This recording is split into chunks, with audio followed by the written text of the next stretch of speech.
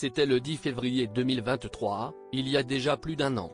Pierre Palmade avait violemment heurté le véhicule d'une famille d'origine turque alors qu'il était sous l'emprise de stupéfiants, et une femme enceinte a perdu son bébé.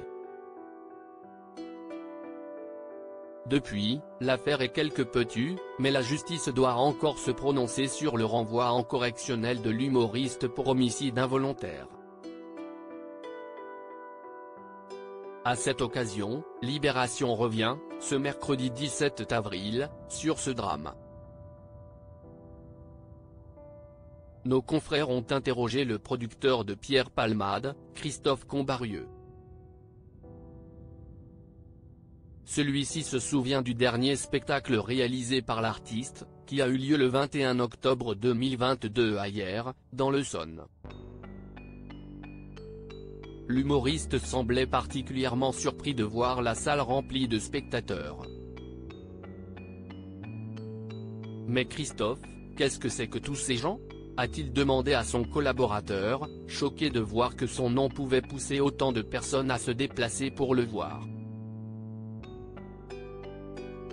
Une fois sur scène, l'ancien complice de Michel Larocque a rejoué ses sketchs à succès dans une atmosphère de joie et de bonne humeur. Supérieur à Pierre Palmade, Muriel Robin, Michel Larocque, Véronique Sanson. Les femmes de sa vieune carrière qui appartient au passé. Il commençait les phrases, et le public les terminait, s'est remémoré Christophe Combarieux. Le spectacle prévu en janvier 2023 au Théâtre des Mathurins à Paris aurait dû se dérouler de la même façon. Mais Pierre Palmade n'est pas venu, sans fournir initialement de véritables explications. Quand on l'a appelé, on a juste entendu un râle, a déclaré le producteur, qui a ensuite reçu un SMS de la part de l'humoriste. Celui-ci disait, « Malheureusement, mon addiction à la drogue me pourrit l'existence. » Une excuse dont il faudra se contenter. Depuis l'accident du 10 février, la carrière de l'artiste semble définitivement compromise.